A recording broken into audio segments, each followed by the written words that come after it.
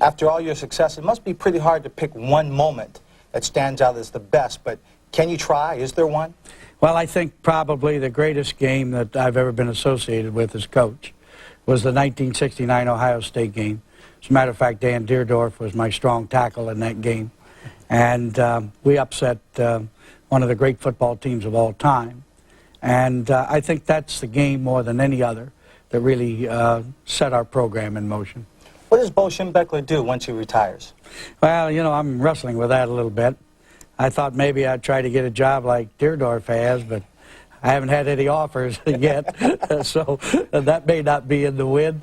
But I don't know yet. I'm really debating that, and but right after the Rose Bowl game, I'm going to decide for sure what to do. You are athletic director, and people are wondering if you're going to stay on in that capacity. Well, that's why I'm debating that, because I didn't want to. I don't want to be in the way of Gary Moeller, the new coach. I don't want to be the resident legend here. I don't. You know, I really don't care for that. But I love Michigan, and I'll always do anything I can for Michigan, because my success is really due to Michigan more than anything that I've done. Okay, well, speaking of Michigan, there's one of your guys who's sitting up in the booth down in New Orleans, Dan Deerdorf. Dan?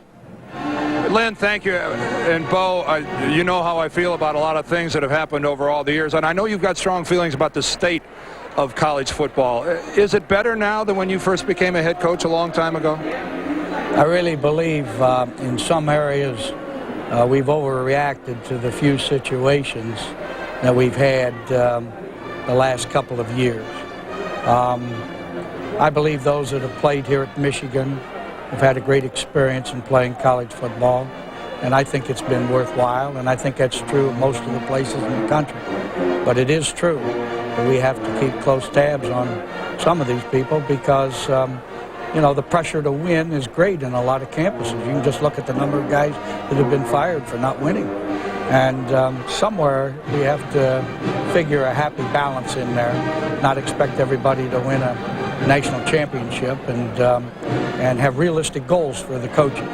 If we can do that and not put quite so much pressure on them, I think we can eliminate a lot of the abuses.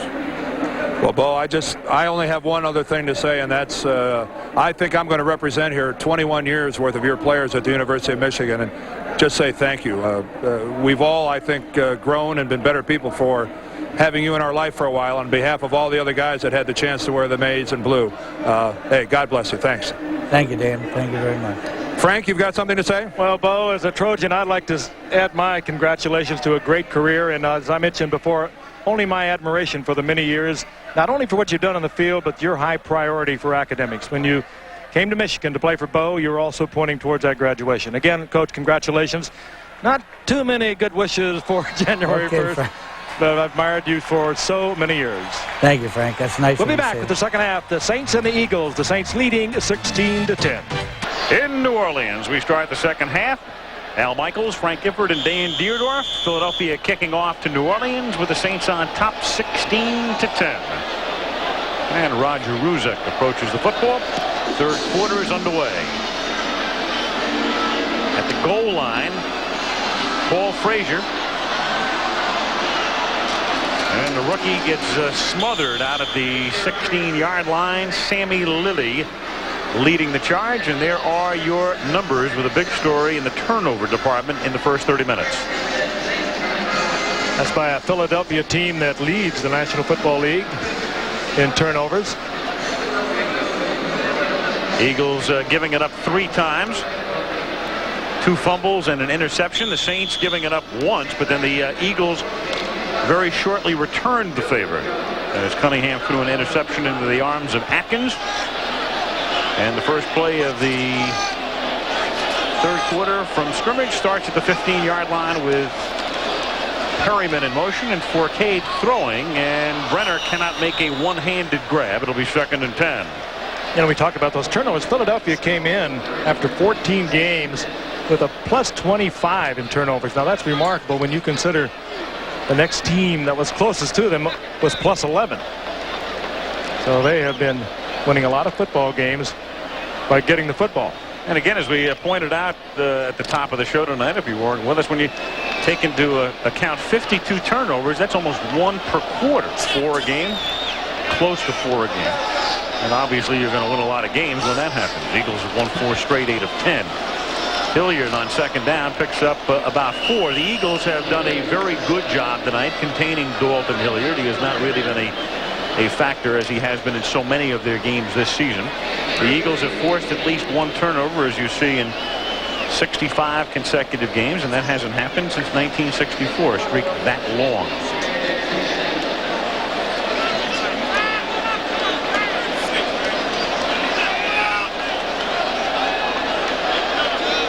Third down and 6 from the 19-yard line.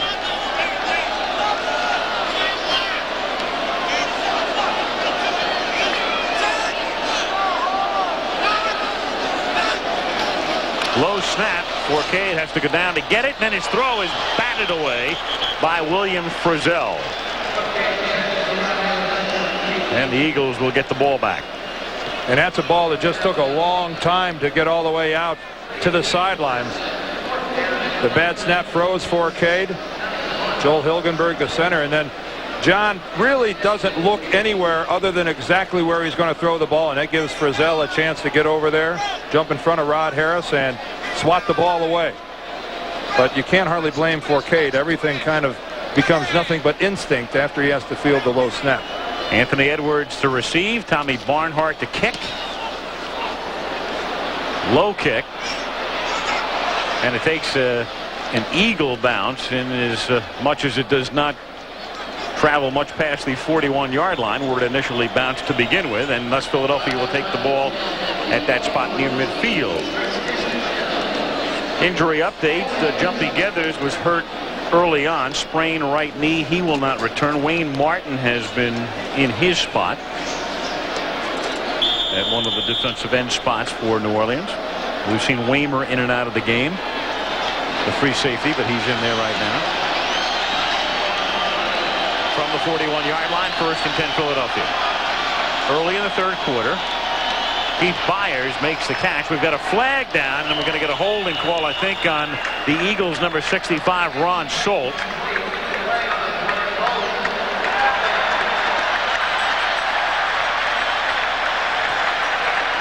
Well, if it is against Solt, that's he's starting the second half about the way he ended the first one. Number 65. That's a 10-yard penalty, and it's 1st down. Ron Solt is the guy that gave up the safety to Frank Warren at the end of the first half, and there's Frank Warren taking a move to the outside, and really it looked like Solt was just riding him to the outside. That really didn't look like holding, at least from that perspective, but the umpire is right there on top of it. Needless to say, this guy doesn't think it was holding. 10-yard penalty back to the 31, 1st and 20 for the Eagles at that spot. New Orleans on top by 6. Big rush.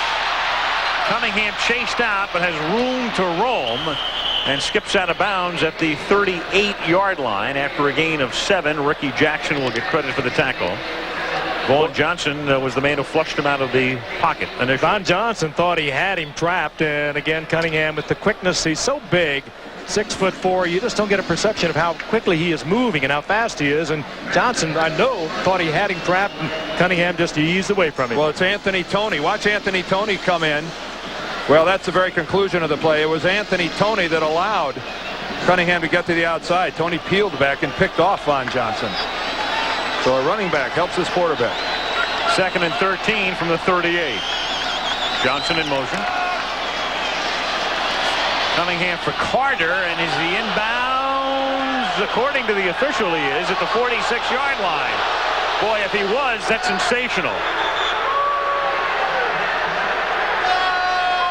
It's sensational, and it will be reviewed, I would suspect, as well. Whether he is inbounds or not, Chris Carter is one of the more acrobatic receivers in the National Football League. He's made spectacular catches with the fade pattern we described earlier, and both feet have got to come down inbounds. That's tough. I'm sorry, but that's close enough. When a guy makes an effort like that, give it to him. That's a reception. Oh, yeah. Oh, beautiful, beautiful, beautiful, And beautiful. the Eagles were going to try to snap it before they reviewed it, but you knew this was coming. And Frank, I think you used the word that really describes this guy, acrobatic. He has become